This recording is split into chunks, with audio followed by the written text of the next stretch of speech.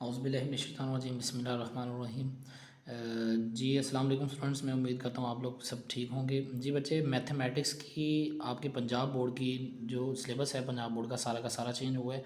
तो उसके अंदर जो मैथमेटिक्स की 9th क्लास की बुक है जी, उसके हम जो है एक्सरसाइजेज करना यहाँ आज से स्टार्ट करेंगे। तो आई होप आपको एक्सरसाइजेज और इसकी क्वेश्चंस अच्छी तरीके से समझ आएंगे और आप जो है वो ज़्यादा से ज़्यादा वीडियोस देखेंगे ताकि आपकी एग्ज़ाम्स की प्रिपरेशन अच्छे तरीके से हो सके। जी बच्चे, ये मैथमेटिक्स 9th क्लास की मैथ की बुक है और ये Punjab curriculum and text book board Lahore Punjab board की तरफ से बच्चे ये जितनी जो सिलेबस आपका है 9th का वो चेंज हुआ है। तो इसमें हम ये डिस्कस करेंगे। जी बच्चे, हम इसकी एक्सरसाइज 1.1 पे डायरेक्ट चलते हैं। हम देखते हैं उसमें हमें क्या कहते हैं। जी बच्चे, हम कहते हैं क्वेश्चन नंबर 1 के अंदर या आपकी एक्सरसाइज इसी बुक की 1.1 में क्वेश्चन नंबर 1 में कहता है identify rational and irrational numbers. आप बताएं हमें रैशनल नंबर्स और इरेशनल नंबर्स क्या होते हैं, यानी कि इनमें से हमें बताएं कि कौन कौन से रैशनल्स हैं और कौन कौन से इरेशनल्स हैं। तो इनमें से बताने से पहले आपको पता होना चाहिए कि रैशनल और इरेशनल नंबर बेसिकली होते क्या हैं। अगर आपको पता होगा तो फिर आप इनमें से बता सकेंगे। जी, इसके लिए हम चलते हैं बच्चे इसको समझने। तो इस पे जाने से पहले आपको कुछ चीज़ें समझनी होंगी, ये 4 चीज़ें। अब बच्चे, टर्मिनेटिंग नंबर्स क्या होते हैं। टर्मिनेटिंग नंबर्स ऐसे नंबर्स होते हैं जो कि पूरे पूरे डिवाइड हो जाएं, यानी कि उनका अगर हम ये इस फ्रैक्शन को देखें तो इसको अगर हम आंसर निकालें कैलकुलेटर पर तो आपके पास पूरा पूरा आंसर आ जाएगा। इसको इसका आंसर निकालें तो आपका पूरा पूरा आंसर आ जाएगा। तो मैं करके भी आपको बता देता हूँ। तो टर्मिनेटिंग नंबर्स ऐसे नंबर्स होते हैं जिसका आंसर पूरा पूरा आ जाए। तो अब हम इसको देख भी लेते हैं यहाँ से। ये बच्चे, मेरे पास मोबाइल में कैलकुलेटर है तो मैं यहाँ पे देख रहा हूँ आपके पास ये पहला नंबर आपके पास टर्मिनेटिंग पे है 3/5। हम देख लेते हैं क्या है 3/5 आपका डिवाइड हो भी रहा है। तो ये देखें बच्चे, ये 3/5 का आंसर आ रहा है 0.6। तो मतलब ये पूरा पूरा डिवाइड हो रहा है कि पूरा पूरा डिवाइड हो रहा है। तो ये आपके पास जो है वो टर्मिनेटिंग नंबर है, यानी कि मुकम्मल डिवाइड हो रहा है। इसी तरीके से आगे 6/4 है। हम ये भी देख लेते हैं बच्चे, 6/4। अब ज़रा 6/4 का आंसर देखें 1.5 आ रहा है। तो 1.5 बचे, ये मुकम्मल डिवाइड हो चुका है। तो आपका ये क्या टर्मिनेटिंग, यानी कि ख़त्म हो गया, पॉइंट के बाद आगे नहीं जा रहा, पॉइंट के बाद ख़त्म हो गया। अब हम नॉन टर्मिनेटिंग इसी का उल्टा है। नॉन टर्मिनेटिंग क्या होता है जी, कि जो पूरा पूरा डिवाइड ना हो, मतलब चलता जाए आगे। जैसे कि मैं 5/3 डिवाइड करता हूँ, इसको कैंसिल करते हैं, 5/3। जी बच्चे, ज़रा देखें 5/3 से आंसर क्या है 1.6666, यानी कि चलता ही जा रहा है और एंड में उन्होंने 7 लगा दिया राउंड ऑफ करके। तो इसका आंसर बच्चे क्या बन रहा है 1.6666 डॉट डॉट डॉट, मतलब ये चलता ही जा रहा है। तो ये क्या है, नॉन टर्मिनेटिंग है, आगे पॉइंट के बाद ख़त्म नहीं हो रहा।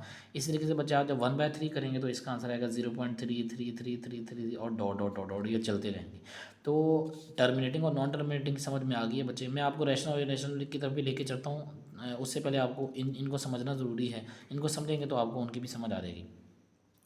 अब बच्चे, रिकरिंग और नॉन रिकरिंग क्या है। रिकरिंग क्या है, रिकरिंग बच्चे नॉन टर्मिनेटिंग भी होते हैं, यानी ख़त्म नहीं भी होते, और पॉइंट के बाद सेम नंबर्स आ रहे होते हैं। जैसे यहाँ पे बच्चे सेम नंबर्स आ रहे हैं ना, ये नॉन टर्मिनेटिंग और रिकरिंग एक ही नंबर्स होते हैं। यानी कि रिकरिंग कौन से नंबर्स होते हैं, एक तो वो पॉइंट के बाद चलते जाते हैं, और यानी कि नॉन टर्मिनेटिंग होते हैं। दूसरे नंबर पे पॉइंट के बाद same same same same same आएंगे। जैसे यहाँ पे मैंने 5/3 की एग्जांपल दी। अब ज़रा देखें इसको, अगर जब हमने डिवाइड किया था तो पॉइंट के बाद आंसर देखें 6 सेम सेम आ रहा था। तो ये क्या है, रिकरिंग है। इसी तरीके से 1/3 बचे, 1/3 का मैंने आंसर यहाँ पे आपको निकाल के दिखाया था कि ये एक तो नॉन टर्मिनेटिंग है, एक तो यानी कि ख़त्म नहीं हो रहे, चलते जा रहे हैं। दूसरे नंबर पे पॉइंट के बाद सेम नंबर्स आ रहे हैं। तो जब पॉइंट के बाद सेम नंबर्स आ रहे हो तो वो बच्चे आपके पास रिकरिंग होते हैं। अब 6/9 भी देख लेते हैं यहाँ पे बच्चे डिवाइड करके। आपके पास 6/9। तो ज़रा देखें बच्चे, 6/9 का आंसर क्या आ रहा है आपके पास 0.66666667। तो मैं यहाँ पे लिख देता हूँ 0.6666 डॉट डॉट डॉट, मतलब डॉट डॉट आगे चलते 7 उन्होंने राउंड ऑफ करके लगा दिया। ये वैसे जो है वो नंबर चलते जा रहे हैं आगे आगे। तो अब आपको समझ में आ गया कि जो रिकरिंग नंबर्स होते हैं, एक तो ये नॉन टर्मिनेटिंग होते हैं, ख़त्म नहीं होते। दूसरे नंबर पे ये पॉइंट के बाद सेम नंबर्स आ रहे होते हैं, यानी कि 6 आ रहा था, इधर इधर भी 6 आ रहा है, इधर 3 आ रहा है। तो रिकरिंग नंबर जो हैं वो नॉन टर्मिनेटिंग भी होते हैं और पॉइंट के बाद सेम नंबर्स आ रहे होते हैं। लेकिन नॉन रिकरिंग जो हैं बच्चे, नॉन रिकरिंग क्या होते हैं, नॉन रिकरिंग नॉन टर्मिनेटिंग भी होते हैं, यानी कि ख़त्म नहीं होते, चलते जाते हैं, लेकिन पॉइंट के बाद सेम नंबर्स नहीं आते। ठीक है बच्चे, तो अब हम इनको भी डिवाइड करके देख लेते हैं। एक तो ये नॉन टर्मिनेटिंग होंगे, यानी कि चलते जाएंगे, पॉइंट के बाद चलते जाएंगे, लेकिन पॉइंट के बाद सेम एज इट इज़ नहीं आएंगे। जैसे ये 6 6 6 3 3 3 6 6 6 आ रहा था। अब हम नॉन टर्मिनेटिंग की जो एग्जांपल्स मैंने यहाँ पे लिखी है 22/7, यहाँ पे करके इसको देख लेते हैं। 22/7, तो 22/7 देखें 3.142857 इस तरीके से चलता जा रहा है। 3.142857 285714 इस तरीके से ये बच्चे चलता जा रहा है। तो ये मतलब ये नॉन टर्मिनेटिंग तो है लेकिन ये रिकरिंग नहीं है, ये नॉन रिकरिंग है, यानी पॉइंट के बाद सेम नहीं आ रहे, पॉइंट के बाद डिफरेंट नंबर आ रहे हैं। इस तरीके से 16/7 को भी यहाँ पे देख लेते हैं, 16/7। इसका भी बच्चा देखें, आपके पास जो आंसर है वो 2.28 इस तरीके से कुछ 2.28 571457142857 इस तरीके से ये चलते तो जा रहे हैं। ये ज़रा ये देखिए मैंने लिखा है इसका 16/7 का, तो ये चलते तो जा रहे हैं पॉइंट के बाद, लेकिन सेम नहीं आ रहे, तो सेम नहीं आ रहे तो क्या होंगे, नॉन रिकरिंग। अब हम रैशनल और इरेशनल की बात करते हैं। जो बच्चे आपके रैशनल नंबर्स होते हैं वो जो रैशनल नंबर्स होते हैं वो होते हैं रिकरिंग भी और नॉन टर्मिनेटिंग भी, यानी कि पॉइंट के बाद चलते भी जा रहे होते हैं, ठीक है, और जो है आपके पास जो है सॉरी टर्मिनेटिंग होते हैं, ठीक है। नॉन जो रैशनल नंबर होते हैं वो रिकरिंग और टर्मिनेटिंग होते हैं, यानी कि रिकरिंग से मुराद पॉइंट के बाद सेम नंबर्स भी आ रहे होंगे, पॉइंट के बाद सेम नंबर्स भी आ रहे होंगे, और उसके अलावा जो है आपके पास पॉइंट के बाद सेम नंबर्स आ रहे होंगे और टर्मिनेट भी हो सकते हैं, यानी कि टर्मिनेट होकर आंसर भी आ सकते हैं। जैसे 10/2 में करूँ तो 10/2 क्या होता है, 5, तो 5 आपके पास क्या है, रैशनल नंबर है। अब हम इरैशनल की बात करते हैं। तो एक दफ़ा दोबारा मैं आपको बता देता हूँ कि रैशनल जो हैं, रैशनल आपके पास जो रैशनल नंबर्स होते हैं वो रिकरिंग भी हो सकते हैं। रिकरिंग मतलब पॉइंट के बाद सेम नंबर रिपीट होते जाएंगे, रिकरिंग भी हो सकते हैं, प्लस टर्मिनेटिंग भी हो सकते हैं आपके पास। इसी तरीके से जो इरैशनल नंबर हैं बच्चे, इरैशनल नंबर इनरैशनल नंबर आपके पास जो है नॉन टर्मिनेटिंग होंगे, चलते जाएंगे, और नॉन टर्मिनेटिंग के साथ साथ आपके पास जो है वो नॉन टर्मिनेटिंग के साथ साथ नॉन रिकरिंग भी होंगे, यानी कि चलते तो जाएंगे लेकिन पॉइंट के बाद सेम नंबर नहीं आ रहे होंगे, नॉन रिकरिंग भी आपके पास होंगे। तो ये चीज़ आपने माइंड में रख लेनी है, तो आपको रैशनल और इरैशनल की समझ अच्छे तरीके से आ जाएगी कि जो रैशनल हैं वो रिकरिंग भी हो सकते हैं, यानी पॉइंट के बाद सेम नंबर्स भी आ सकते हैं इस तरीके से, और टर्मिनेटिंग भी ख़त्म भी हो सकते हैं, यानी पॉइंट के बाद सीधा सीधा, जैसे मैं यहाँ पे कहूँ बच्चे कि 1/4 करें तो इसका आंसर 0.25, ठीक है। तो इसी तरीके से ये देखें ख़त्म भी हो रहा है, तो ख़त्म भी हो सकते हैं रैशनल नंबर्स, और रिकरिंग भी पॉइंट के बाद सेम सेम भी चल सकते हैं। लेकिन जो इरैशनल हैं, इरैशनल आपके पास नॉन टर्मिनेटिंग होते हैं, यानी कि ख़त्म नहीं होते, चलते जाते हैं पॉइंट के बाद, लेकिन नॉन रिकरिंग होते हैं, पॉइंट के बाद सेम नहीं आते। आई होप आपको रैशनल और इरैशनल की समझ आ गई होगी। अब हम चलते हैं आपकी एक्सरसाइज के क्वेश्चन नंबर 1 पर। अब ज़रा आप मुझे बताएं कि जो ये 2.353535 है, पॉइंट के बाद सेम नंबर्स आ रहे हैं, ये देखिए 35 35 35, तो ये आपके पास रैशनल है या इरैशनल है? और ऑटोमेटिकली डेफिनेटली ये बिल्कुल रैशनल है, क्योंकि रैशनल में हमने देखा था कि रैशनल जो है वो रिकरिंग भी हो सकता है। तो ये आपके पास रैशनल नंबर्स हैं, रैशनल नंबर। अच्छा बच्चे, ये 0.6 के ऊपर जो ये बार लगी हुई है, इसका मतलब है कि 0.6 के ऊपर बार का मतलब है कि ये 6 चलता ही जा रहा है, डॉट डॉट चलता ही जा रहा है। तो पॉइंट के बाद जो चलते ही जा रहे होते हैं उन्हें रिकरिंग कहते हैं, और रिकरिंग क्या होता है बच्चे, रैशनल होता है, ठीक है। तो रैशनल आपके पास जो रिकरिंग है, ये वाला नंबर आपके पास रैशनल नंबर है, रैशनल नंबर। अब बच्चे ये देखें ज़रा, 2.236067 पॉइंट के बाद ये चलते तो जा रहे हैं, लेकिन पॉइंट के बाद चलते जा रहे हैं लेकिन ये सेम नहीं आ रहे, तो ये क्या है, यानी कि नॉन टर्मिनेटिंग भी हैं, नॉन रिकरिंग भी हैं। तो जो नॉन टर्मिनेटिंग और नॉन रिकरिंग होता है वो क्या होता है, आपका इरैशनल नंबर। आपके पास क्या है, ये इरैशनल नंबर है जी। आगे स्क्वायर रूट ऑफ 7 जी, स्क्वायर रूट ऑफ 7 हमें एज इट इज़ तो वैल्यू इसकी नहीं पता, हम कैलकुलेटर से निकाल के इसका अंदाज़ा लगा सकते हैं जी। मैं जी लिखता हूँ स्क्वायर रूट ऑफ 7, तो स्क्वायर रूट 7 बच्चे आपके पास क्या आंसर आया है, 2.64575। अब देखें ये बच्चे, ये जो स्क्वायर रूट 7 है, इसका आंसर पॉइंट के बाद एक तो नॉन टर्मिनेटिंग है, चलते जा रहे हैं चलते जा रहे हैं, दूसरे नंबर पे आपके पास ये रिपीट नहीं हो रहे, तो ये कौन सा है, स्क्वायर रूट 7 क्या है, इरैशनल है, क्योंकि इरैशनल जो होते हैं वो नॉन टर्मिनेटिंग भी होते हैं और आपके पास नॉन रिकरिंग भी होते हैं, इरैशनल नंबर जी। बच्चे ये जो ई है, ई जो है बच्चे, ये एलर्ट्स सिंबल है, एलर्ट्स सिंबल, और इसकी वैल्यू हम यहाँ से कैलकुलेटर से निकाल सकते हैं जी। मैं यहाँ पे लिख रहा हूँ, ज़रा ये देखें बच्चे, ये ई आपके पास, ये मैं क्रॉस नहीं हुआ, अच्छा ये आपके पास ई है, इसके ऊपर पावर कोई भी, अब ई के ऊपर पावर कोई भी नहीं है, तो 1 मैं यहाँ पे पावर लिख रहा हूँ, तो ई की पावर 1 क्या है आंसर, 2 पॉइंट, यानी ई की पावर 1 ई ही होता है, पावर जिसकी भी 1 हो तो वो वही रहता है, यानी 5 की पावर अगर मैं 1 लिख दूँ, कह दूँ, तो 5 की पावर क्या है, 5 ही है, 5 की पावर 1 क्या है, 5 ही है। तो ई की पावर 1 का आंसर ये है आपके पास। अब ज़रा देखें, 2.7182812846, तो ये नॉन टर्मिनेटिंग है एक तो, यानी कि ख़त्म नहीं हो रहा, चलता जा रहा है। दूसरे नंबर पे एक ये नॉन टर्मिनेटिंग है, और दूसरे नंबर पे आपका ये नॉन रिकरिंग भी है। नॉन रिकरिंग मतलब ये सेम नहीं आ रहा, डिफरेंट हो रहा है। तो जो नॉन टर्मिनेटिंग हो, नॉन रिकरिंग हो, वो कौन सा होता है बच्चा आपके पास? Irrational number. तो ये भी क्या है आपके पास? इर्रेशनल नंबर है। जी बच्चे, पाए की वैल्यू भी आप देखेंगे तो 3.1 कैलकुलेटर पे निकालेंगे, पाए इज इक्वल टू 3.41, और इस तरीके से 1423 इस तरीके से ये चलता जाएगा, लेकिन रिपीट नहीं होगा और नॉन टर्मिनेटिंग होगा। रिपीट नहीं होगा तो जो नॉन टर्मिनेटिंग और रिपीट नहीं होते, यानी कि नॉन रिकरिंग होते हैं, वो कौन से होते हैं आपके पास? इर्रेशनल नंबर्स होते हैं। तो ये भी आपके पास इर्रेशनल नंबर है। इसी तरीके से हम देख लेते हैं बच्चे 5 और स्क्वायर रूट ऑफ 11। तो 5 अब यहाँ पे मैं यहाँ पे सॉल्व, 5 का तो 5 ही रहा, प्लस स्क्वायर रूट ऑफ 11, हम देखते हैं आपके पास क्या आंसर आता है। जी, square root of 11, square root of 11 का आंसर आपके पास ये बन रहा है 3.316624। ठीक है, तो इस तरीके से अगर हम यहाँ पे इसको लिख दें 3.316624, इस तरीके से ये चलता जा रहा है आगे। तो अगर हम इन दोनों को ऐड कर देते हैं, मैं यहाँ पे कर रहा हूँ जी यही आंसर +5। तो जब आप +5 करेंगे तो आंसर आएगा 8.316, यानी कि एक, यानी कि ये जो आपकी वैल्यू है, ये एक तो चलती जा रही है, और दूसरे नंबर पे ये आपकी वैल्यू जो है ये चलती जा रही है आगे। मैंने क्या किया, स्क्वायर रूट 11 ले लिया और उसको 5 के अंदर ऐड कर दिया, तो आपके पास ये आंसर है। अब ये जो आंसर है आपका, ये चलता जा रहा है पॉइंट के बाद, लेकिन यानी कि नॉन टर्मिनेटिंग है, और दूसरे नंबर पे नॉन रिकरिंग भी है, यानी कि रिपीट नहीं हो रहा। तो जो नॉन टर्मिनेटिंग नॉन रिकरिंग होते हैं वो कौन से होते हैं आपके पास? Irrational numbers. तो ये भी आपके पास इर्रेशनल नंबर है जी। स्क्वायर रूट ऑफ 3 और स्क्वायर रूट ऑफ 13, मैं यहाँ पे बच्चे लिख नहीं रहा, मैं यहाँ पे डायरेक्ट सॉल्व करके आपको दे रहा हूँ, तो आप जो है वो यहाँ से अंदाज़ा लगा सकते हैं। Square root of 3 plus square root of 13, इसका मैंने डायरेक्ट ही आंसर निकाल लिया है। तो ये देखें ज़रा, 5.337620, यानी कि non terminating and non recurring, और ये फिर कौन सा हुआ? इर्रेशनल नंबर हुआ। इर्रेशनल नंबर आपके पास, ये भी इर्रेशनल नंबर्स।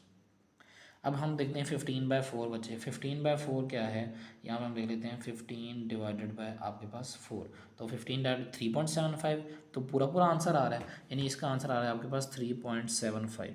तो जो 3.75 है ये टर्मिनेट हो गया, ख़त्म हो गया। तो जो टर्मिनेट हो जाते हैं वो कौन से होते हैं? रैशनल होते हैं बच्चे। ये आपको पीछे एक्सप्लेनेशन से बता के आऊँ। अब ज़रा इसको देख लेते हैं। अब इसको थोड़ा सा हमें सॉल्व करना पड़ेगा, हमें इसके बाद इसके बारे में बाद में पता चल जाएगा।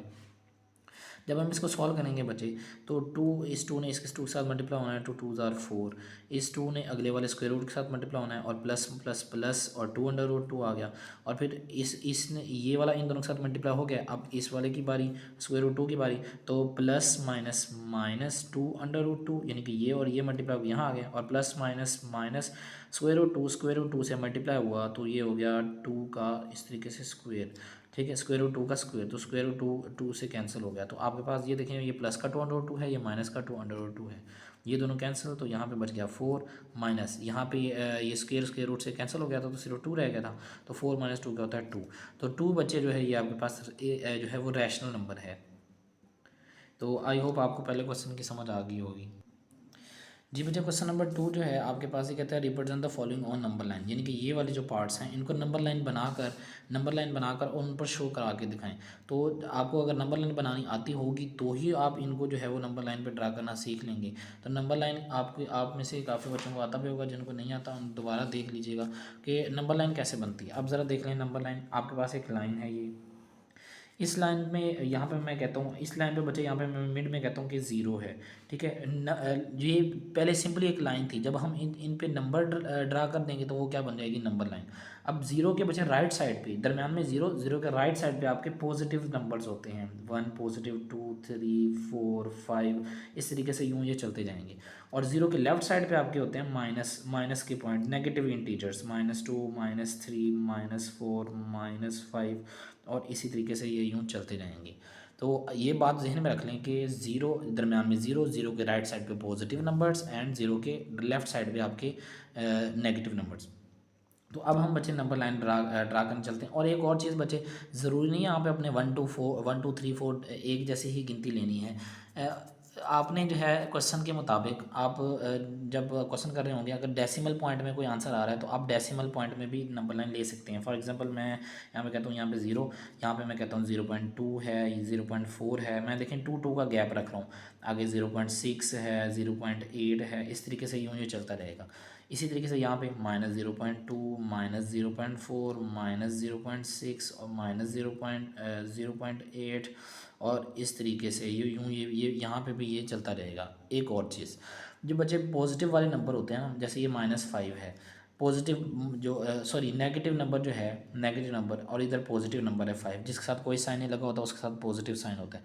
अब बच्चे हमेशा नेगेटिव साइन वाली वैल्यू छोटी होगी, चाहे वो कितनी भी बड़ी हो वो छोटी होगी। इसको समझने के लिए मैं एक और बात आपको बताता चलता हूँ। मुझे नंबर लाइन के ऊपर पॉजिटिव इंटीजर्स में, यानी कि पॉजिटिव वाली साइड पे, नंबर लाइन पे पॉजिटिव इंटीजर में 0 से जो नंबर जितना दूर होगा उतना ही बड़ा होगा। फॉर एग्जांपल मैं कहता हूँ यहाँ पे जाके 58 है बच्चे। अब आप मुझे बताएं कि 0 के करीब वाला जो ये 1 है ये बड़ा है या 58 बड़ा है? डेफिनेटली ये 58 बड़ा है, ठीक है, पॉजिटिव में। लेकिन यही चीज़ अगर मैं यहाँ पे देखूँ नेगेटिव इंटीजर्स में, मैं आपको एक बात बता दूँ कि आपके पास 0 से नेगेटिव इंटीजर्स में जितना नंबर कोई दूर होगा उतना ही छोटा होगा। अगर मैं यहाँ पे 58 की एग्जांपल लेते हैं, मैं कहता हूँ यहाँ -58 है। अब हम ये नहीं कह सकते कि ये -58 -1 से बड़ा है, नो। 0 के नेगेटिव इंटीजर्स में जितना कोई नंबर करीब होगा उतना ही बड़ा होगा। नेगेटिव इंटीजर्स में 0 से कोई नंबर जितना दूर होगा उतना ही छोटा होगा। यही फार्मूला इधर उल्ट हो जाता है। कैसे? 0 से पॉजिटिव इंटीजर्स में 0 से जितना कोई नंबर करीब होता है उतना ही छोटा होता है, ये देखिए 1 छोटा है। और पॉजिटिव इंटीजर में 0 से जितना कोई दूर नंबर होता है उतना ही बड़ा होता है।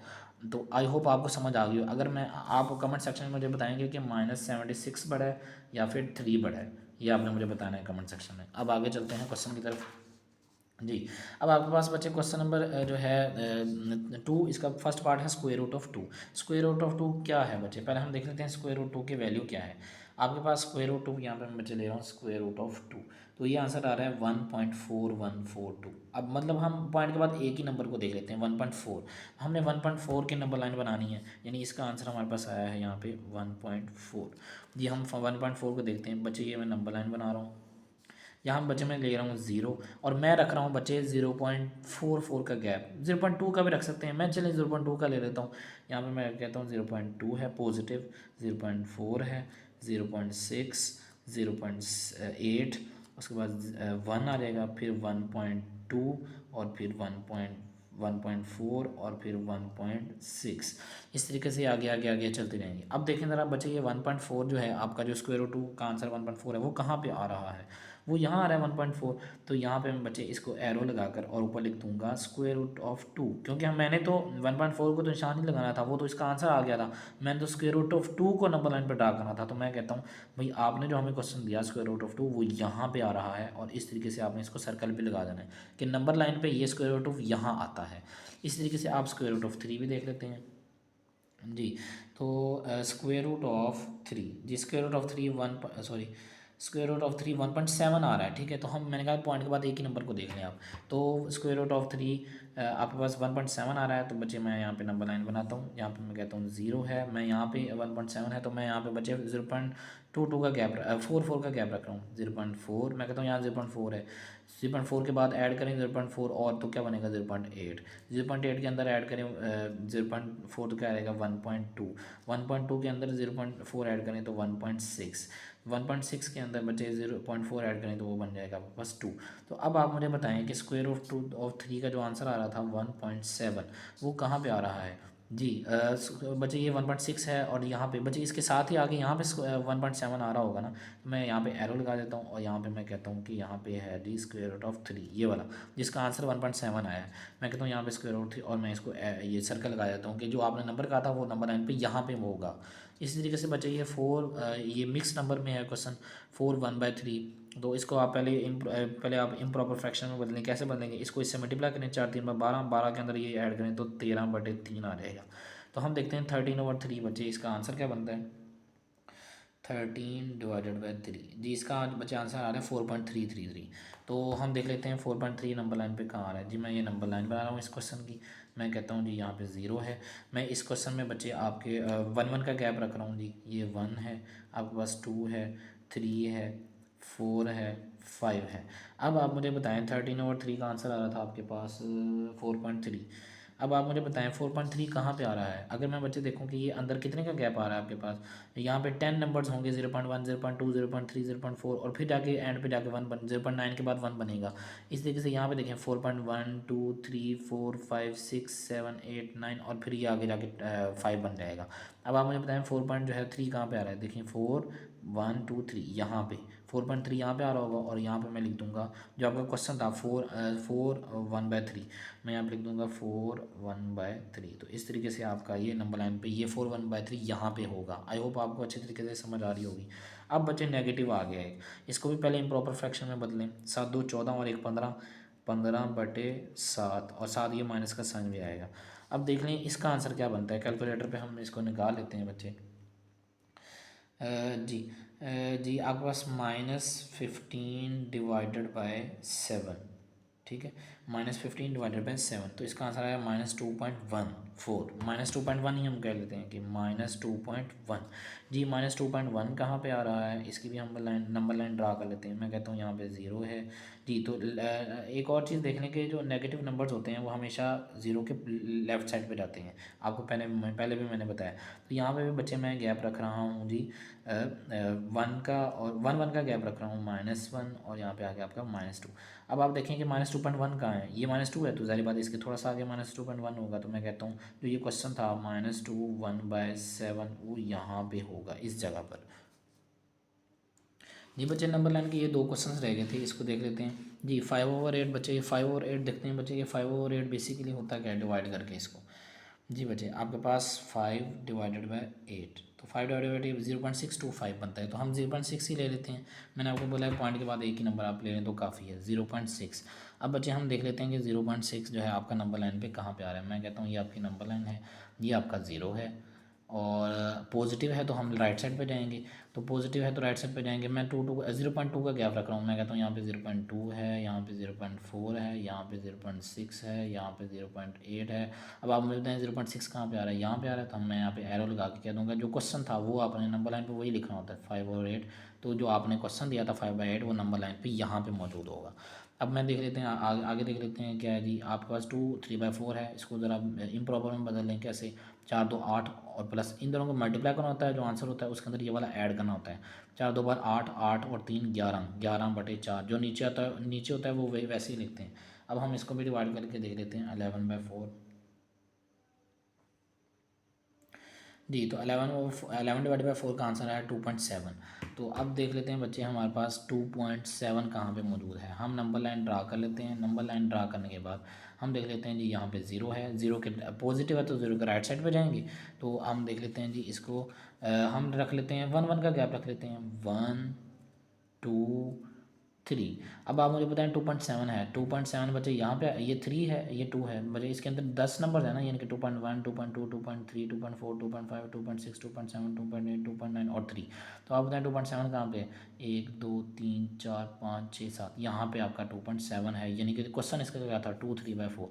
तो आपके नंबर लाइन ये नंबर लाइन पे ये नंबर यहाँ पे मौजूद होगा। आई होप आपको इस क्वेश्चन की अच्छे तरीके से समझ आई होगी। अब हम आगे चलते हैं जी। बच्चे आपके पास कह रहा है कि एक्सप्रेस द क्वेश्चन नंबर 3 में express the following as the rational numbers p/q where p and q are the integers and q does not is equals to 0। यानी कि आपने ये वाली जो 3 पार्ट आपको दिए हुए हैं, ठीक है, ये बड़े बच्चे ये इंपॉर्टेंट क्वेश्चन है बोर्ड के लिहाज से। ये आपका क्वेश्चन शॉर्ट में आ सकता है। तो आपको इसको अच्छे तरीके से कर लेना है। अब 0.4 के ऊपर बार है, बार का मैं आपको पहले ही बता के आया हूँ, ठीक है। क्वेश्चन में क्या कहता था कि रैशनल नंबर्स जो हैं इनको p/q की शक्ल में लिखें, यानी कि आप इनको फ्रैक्शन की शक्ल में लिखें। और जो p एंड q वो इंटीजर्स हैं, कोई से भी पॉजिटिव भी हो सकते हैं नेगेटिव भी हो सकते हैं। और वो q does not is equal to 0, q 0 नहीं होना चाहिए, नीचे वाला नंबर 0 हमेशा नहीं होना चाहिए।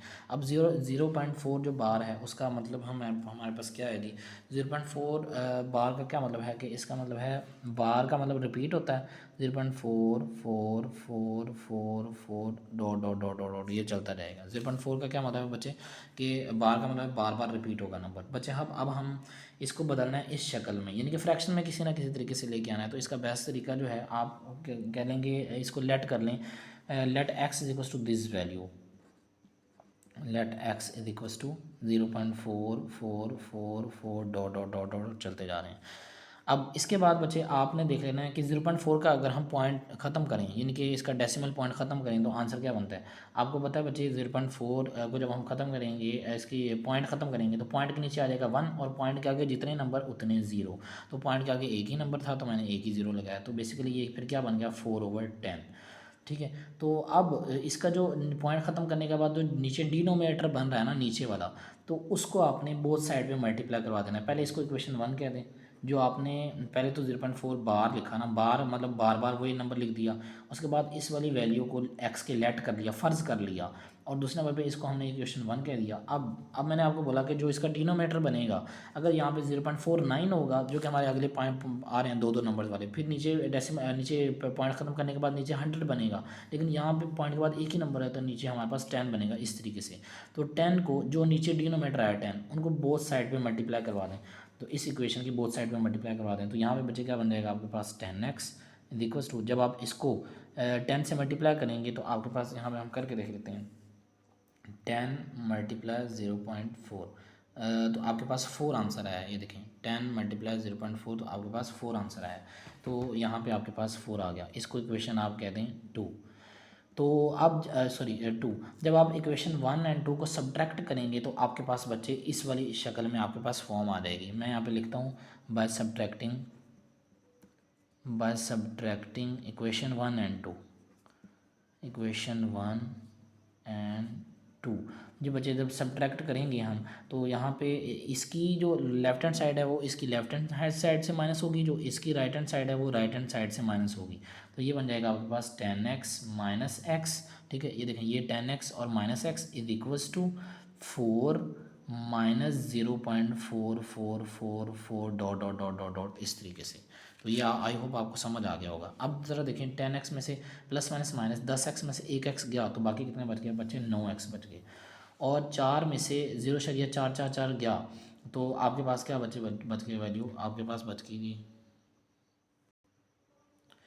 जी बच्चे, ये यहाँ पे छोटी सी एक मिस्टेक हुई है। यहाँ पे हमने 10 को 0.4 से ही नहीं 0.44444 से मल्टीप्लाई करना था। यहाँ पे काफ़ी सारे 4 थे, 0.44 से मल्टीप्लाई करना था। ये देखें 10, मैंने कहा था ना कि बोथ साइड पे मल्टीप्लाई करें इक्वेशन जो है वो 1 को। तो यहाँ पे 10 को x से मल्टीप्लाई किया तो 10 को 0.444 से मल्टीप्लाई करना था। तो ये आपका आंसर आना था 4 पॉइंट, ये देखें ज़रा 4.444444। तो यहाँ पे 4.4444 और इस तरीके से ये चलता जाएगा, और ये इसको इक्वेशन 2 कह दिया। तो यहाँ पे भी 4 पॉइंट आपके पास 4.4444 आता रहेगा। ठीक है, डॉट डॉट।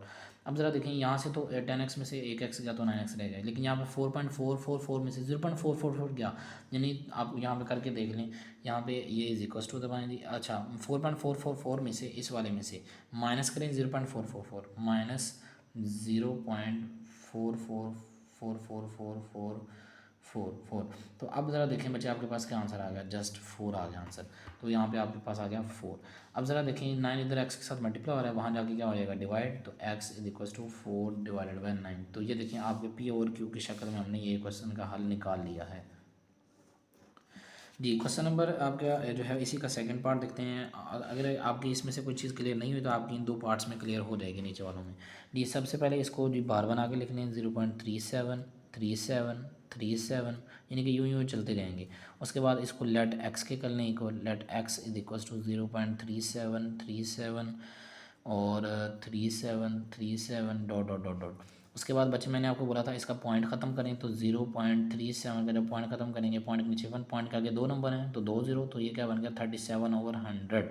तो यानी कि 100 नीचे डिनोमीटर बनाया तो दोनों साइडों पे मल्टीप्लाई करवा दें, तो यहाँ पे बन जाएगा आपका 100x इज इक्वल्स टू, जब आप 100 को इससे मल्टीप्लाई कराएंगे तो आपके पास बन जाएगा बच्चे 37.37 इस तरीके से करके देख लेते हैं ज़रा। ये देखें 100 मल्टीप्लाई 0.377 आ गई, 100 मल्टीप्लाई 0.0 37 37 37 37, इस तरीके से जितने आप 37 लगाते जाएंगे वो आगे 37 आते जाएंगे। तो यहाँ पे इसका आंसर क्या बना कि आपके पास 37.37 37 37 37 और डॉट डॉट चलता जा रहा है। अब इसको मैंने कहा था कि जो लेट एक्स की हुई वैल्यू इसको इक्वेशन 1 बना दें और इसको इक्वेशन 2 कह दें। तो अब सब्ट्रैक्ट करें इक्वेशन 1 एंड 2 को। यहाँ पे आप लाइन वो लिख लेनी है बाय सब्ट्रैक्टिंग इक्वेशन 1 एंड 2। तो आपके पास रिजल्ट आपका क्या बनेगा माइनस करने से। तो इक्वेशन 1 में से इक्वेशन 2 को माइनस करें, आपके पास आ जाएगा जी 100x माइनस एक्स, यानी कि ये वाली साइड इस वाली साइड से माइनस होगी, ये वाली साइड इस वाली साइड से माइनस होगी। Is equals to 37.37373737 minus 0.3737। जितने आपने यहाँ पे 37 लगाने हैं उतने यहाँ पे लगाने हैं, 37 और 37। जब आप इसको सॉल्व करेंगे तो ये 100x plus minus minus 100x में से एक x गया तो 99x बच जाएगा। और यहाँ पे 37 में से जब 0.37 निकालेंगे तो जस्ट 37 बच जाएगा। तो x के साथ ये 99 मल्टीप्लाई हो रहा है, वहाँ जाके डिवाइड हो जाएगा, तो x इज इक्वल टू 37/99। तो इस तरीके से हमने बच्चे जो है वो इसका फ्रैक्शन p ओवर q की शक्ल में फ्रैक्शन में आंसर निकाल लिया। 0.21 का भी देख लें, 0.21 डॉट डॉट डॉट 3 दफ़ा मैंने लिखा है। इसके बाद let x is equal to कर लें, let x is equal to 0.21, अच्छा जी 21 dot dot dot dot.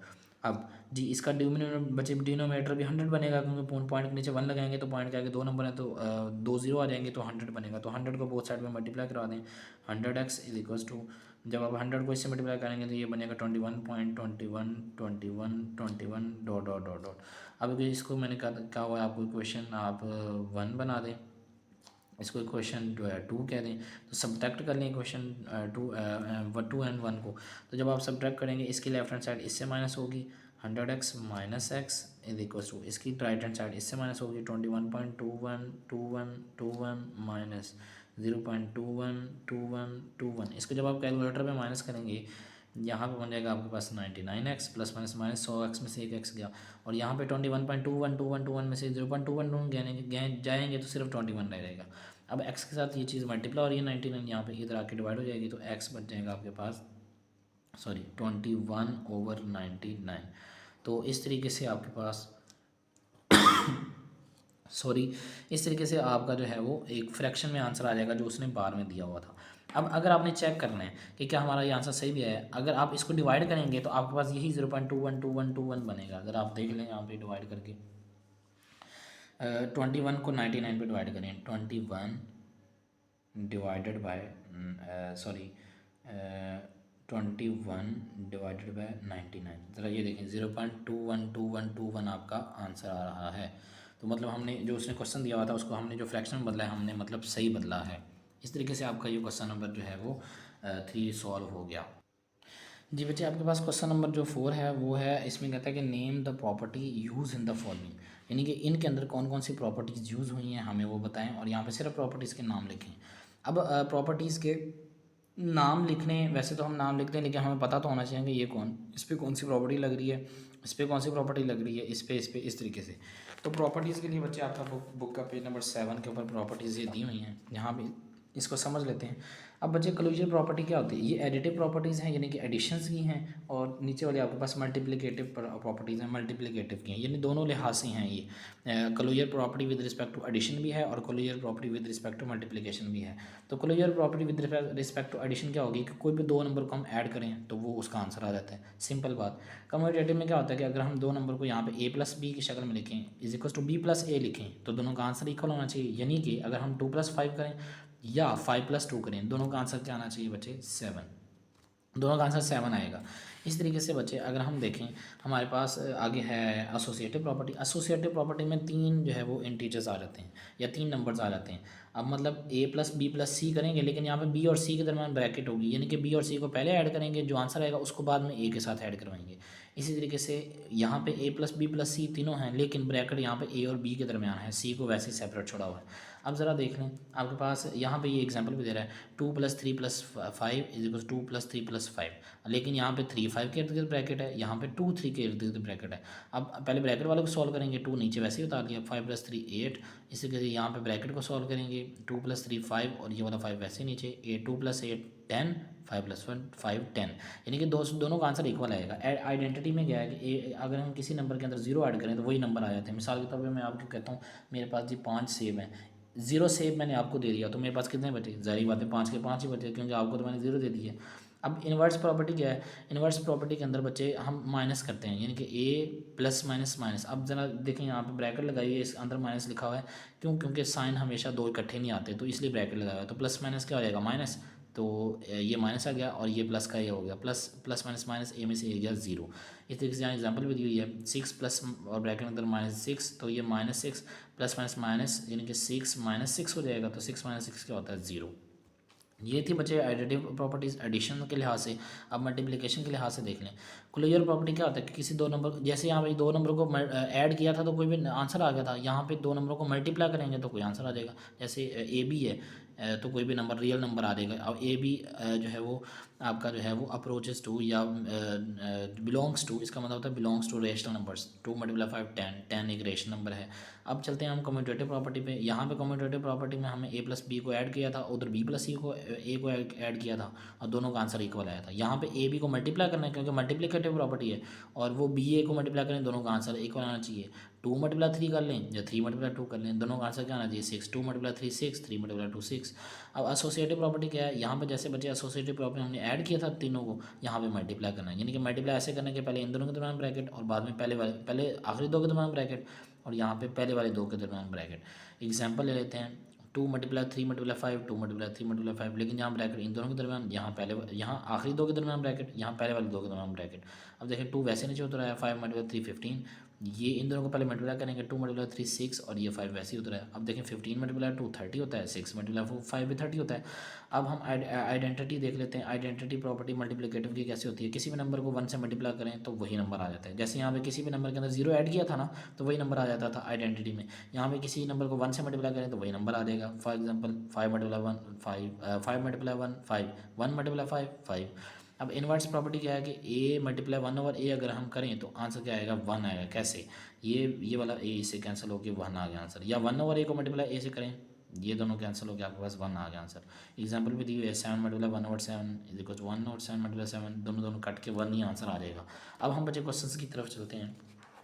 I hope आपको प्रॉपर्टीज़ की तो अच्छे तरीके से समझ आ गई होगी। अब बच्चे ज़रा देखें, a + 4 + b, a + 4 + b, यानी कि यहाँ पे पहले दो के दरमियान ब्रैकेट है, यहाँ एंड वाले दो के दरमियान ब्रैकेट है, तो ये बच्चे एडिटिव प्रॉपर्टी है। एसोसिएटिव एडिटिव प्रॉपर्टी, या आप लिख सकते हैं एसोसिएटिव प्रॉपर्टी भी लिख सकते हैं विद रिस्पेक्ट टू एडिशन। अब ज़रा यहाँ पे देखें बच्चे, दो नंबरों को ऐड किया हुआ है जी, √2 + √3 √3 + √2, यानी कि a + b = b + c वाली बात है। तो ये क्लोजर प्रॉपर्टी है आपकी, closure property with respect to addition आपने लिख लेना है। इसके बाद बच्चे ज़रा ये देखें, दो यानी कि ये अगर मैं इसको यूँ लिखूँ तो कोई मसला तो नहीं होगा, a - x। तो अब ज़रा देखें, ये वाली प्रॉपर्टी आप पढ़ के हैं कि अगर किसी नंबर को नेगेटिव नंबर में ऐड करें तो आंसर ज़ीरो आएगा। तो वो कौन सी थी बच्चे? वो थी आपके पास inverse property with respect to addition. ठीक है, एडिटिव इनवर्स की एडिटिव प्रॉपर्टी वाली, इनवर्स वाली। तो ये ज़रा देखें, इसको सिंप्लीफाई करें तो x, ये वाला पहले वाला वैसे रहा, +- -x, तो ये क्या होता है? ज़ीरो। तो ये आपके पास है additive inverse property, additive inverse.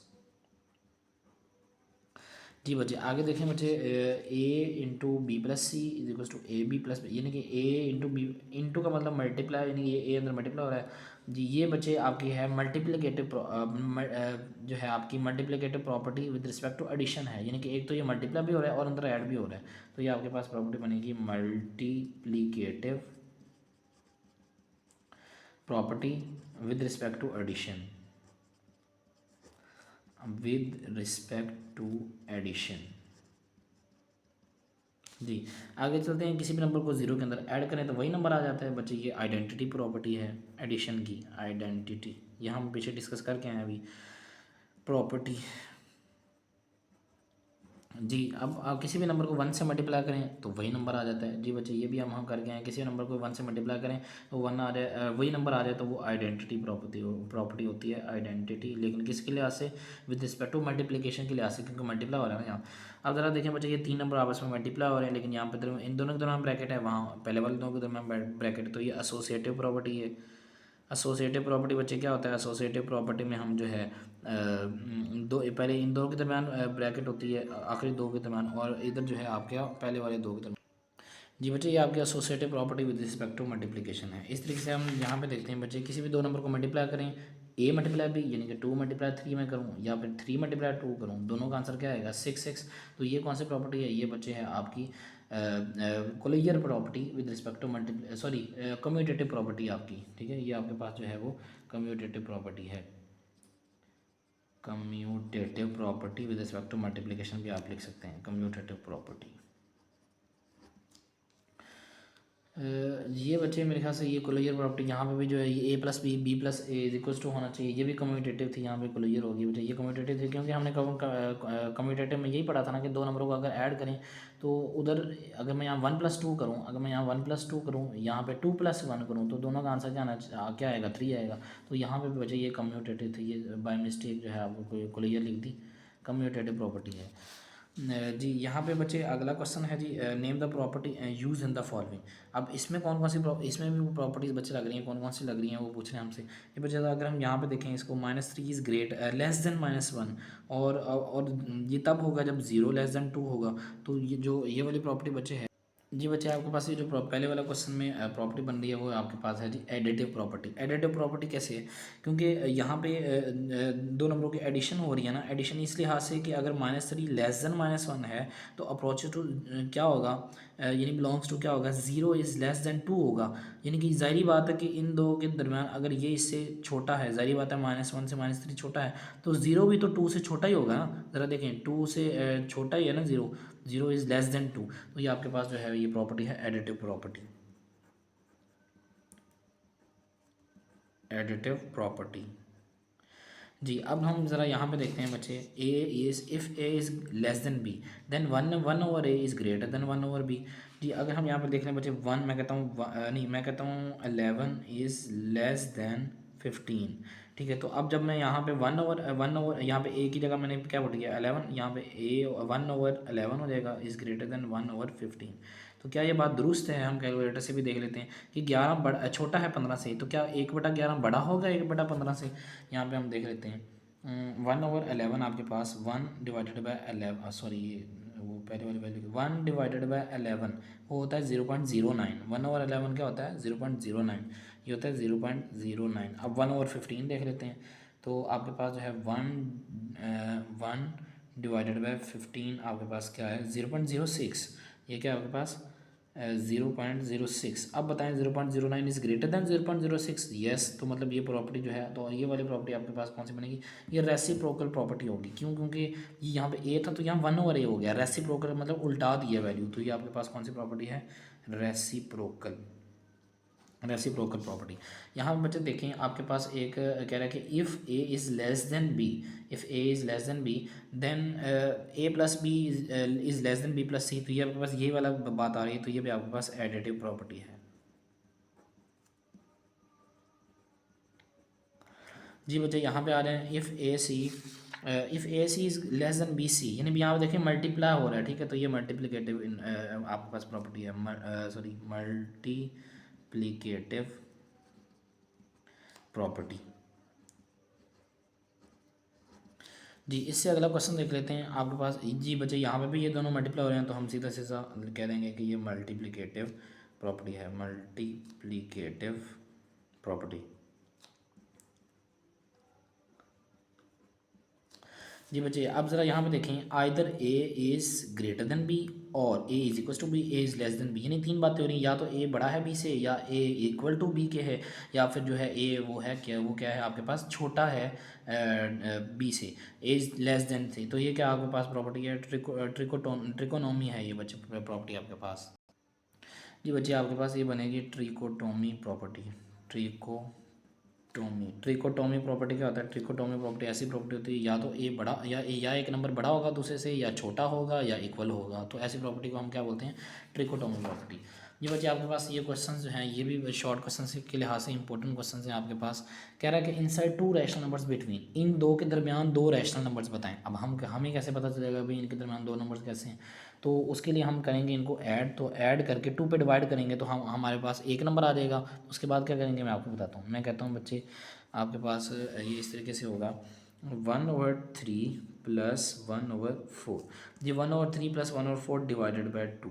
अब ज़रा देखें बच्चे इन 1/3 और प्लस 1/4 को हम कैसे बच्चे इसको ऐड करेंगे? तो हम करेंगे एलसीएम इसका। 4 और 3 का एलसीएम आ जाएगा बच्चे 12।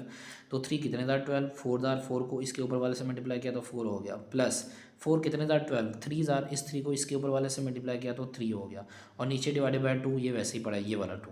अब ऊपर देखें बच्चे क्या बनाया गया? 7/12 डिवाइडेड बाय 2। अब ये जो 12 है ये ऊपर ऊपर डिवाइड हो रहा है, नीचे आके मल्टीप्लाई हो जाएगा, तो ये बनेगा 7/12 मल्टीप्लाई 2, जो कि बनेगा 7/24। तो एक तो नंबर ये वाला होगा जो इन दोनों के दरमियान नंबर है, एक तो ये होगा। इसके बाद एक और उन्होंने कहा था कि 2 फाइंड करें, 2 फाइंड करें। तो दूसरा कैसे फाइंड करेंगे? इसको, ये जो अभी आंसर आया है इसको एंड वाले के अंदर ऐड कर दें। पहले इन दोनों को ऐड करके 2 पे डिवाइड किया था, अब ये जो आंसर आया पहला नंबर इसको इस वाले के साथ ऐड करके 2 पे डिवाइड कर दें। जी मैं यहाँ पे कर देता हूँ, इसी की यहाँ पे साथ पे कर देता हूँ। ये क्या है हमारे पास? 7/24, इसको 1/4 के साथ ऐड करें और 2 पे डिवाइड करें। 7/24 + 1/4 डिवाइडेड बाई 2। अब मज़ीद वैसे ही हम ऊपर वालों का जो है एलसीएम ले लेते हैं 24 और 4 का। तो 24 और 4 का एलसीएम 24 ही आएगा। तो जी 24 एलसीएम 24 कितने दार 24 1 दार, इसको इसके ऊपर वाले से मल्टीप्लाई करें तो 7 आ गया, प्लस 4 को मल्टीप्लाई करें तो कितने दार 24 होता है 6 दार, इसको ऊपर वाले से मल्टीप्लाई किया तो यानी कि 4 के टेबल पे 24 कितने बार आता है 6 बार, 6 को इसके ऊपर वाले से मल्टीप्लाई किया तो 6 ही आ गया, और नीचे 2 जो है ये वैसे ही पड़ा है ये वाला। अब ज़रा देख लें ऊपर क्या बनेगा बच्चे? 7 + 6 13/24 डिवाइडेड बाई 2। अब जो है ये 24 ऊपर डिवाइड हो रहा है, यहाँ नीचे आके इसको हम लेके आएंगे तो ये मल्टीप्लाई हो जाएगा, तो ये आ जाएगा 13/24 मल्टीप्लाई 2। तो ये बनेगा आपके पास 13/48। ठीक है, 24 24 48, 24 को 2 से मल्टीप्लाई करेंगे तो बच्चे ये वो दो नंबर्स हैं जो उसने कहा था कि दो नंबर हमें बताएं insert two rational numbers between. बच्चे ये वाला क्वेश्चन आपका इंपॉर्टेंट है, और पीछे क्वेश्चन नंबर 3 जो था हमने किया बच्चे वो भी इंपॉर्टेंट है आपका। तो जो हम उसने हम कहा था कि दो नंबर्स बताएं वो ये वाले दो नंबर्स होंगे। यहाँ पे आप एंड पे एक लाइन लिख देंगे कि 7/24 and 13/48 are the two rational numbers between, किस किस के बिटवीन है? 1/3 एंड 1/4। इसी तरह से बच्चे अगले पार्ट की तरफ चलते हैं। 3 और 4 है और कह रहे हैं कि इनके दो दरमियान वाले जो हैं हमें बताएं। हम क्या करेंगे? 3 + 4 को ऐड करके 2 पे कर देंगे डिवाइड, तो ये बन जाएगा 7/2। अब 7/2 को इसके अगले वाले से करना है ना 4 से, तो मैं कहता हूँ 7/1 तो ये वाला हो गया, ठीक है। 7/2 + 4, जी हम एलसीएम ले लेंगे, एलसीएम 2 आ जाएगा, तो 2 1 ज़ा 2, इधर 7 ही आ जाएगा, प्लस इसके नीचे बचे अगर हम 1 लगा लें तो कोई इशू तो नहीं है। 1 कितने ज़ा 2 होता है 2 ज़ा, इस 2 को इसके ऊपर वाले से मल्टीप्लाई किया तो 8 हो गया, 2 4 ज़ा 8। तो 7 + 8 क्या होता है बच्चे? 15/2। तो ये वो दो नंबर्स होंगे जो इन दोनों के दरमियान में होंगे। अगर आप पॉइंट में इनका आंसर भी निकालें तो देखिएगा इन दोनों के दरमियान ही आएगा।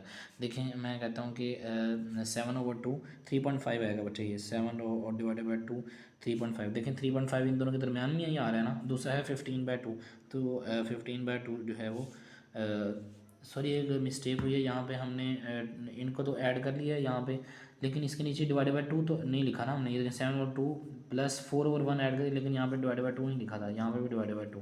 तो यहाँ पे भी डिवाइडेड बाई 2 आना था, तो इस वाले 2 ने नीचे जाकर मल्टीप्लाई होना था, तो यहाँ पे 2 मल्टीप्लाई 2 तो 15/4 हो जाना था।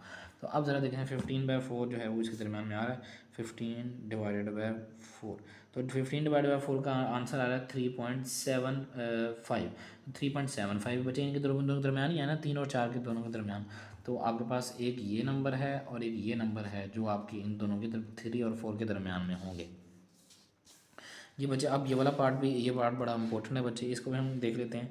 हम कहते हैं कि मैंने क्या बोला था कि दोनों नंबरों को ऐड कर दें और 2 पे क्या कर दें? डिवाइड। अब ज़रा देखें बच्चे 2 पे डिवाइड, ये क्या बनेगा, ऊपर वालों का एल्शियम ले लेंगे, 5 एल्शियम आ जाएगा। 5 कितने का 5 होता है, 5 1 आ रही, और ऊपर वाले दोनों वैसे ही आ रहेंगे 3 + 3, और नीचे आ जाएगा आपके पास 2। तो ऊपर आ जाएगा 6 और ये 5 नीचे डिवाइड, इसके नीचे डिवाइड हो रहा है। जब यहाँ नीचे जाएगा तो 5 के साथ मल्टीप्लाई, 2 के साथ मल्टीप्लाई हो जाएगा, तो ये क्या बन जाएगा 6/10। तो एक तो नंबर आपके पास ये आ गया। अब इसको अगले वाले इसके साथ ऐड कर दें, यानी ये जो अभी पहला नंबर तीसरा नंबर आया है, दूसरा नंबर आया है, इसको तीसरे वाले के अंदर ऐड करेंगे तो इसके दरमियान एक और दूसरा नंबर आ जाएगा।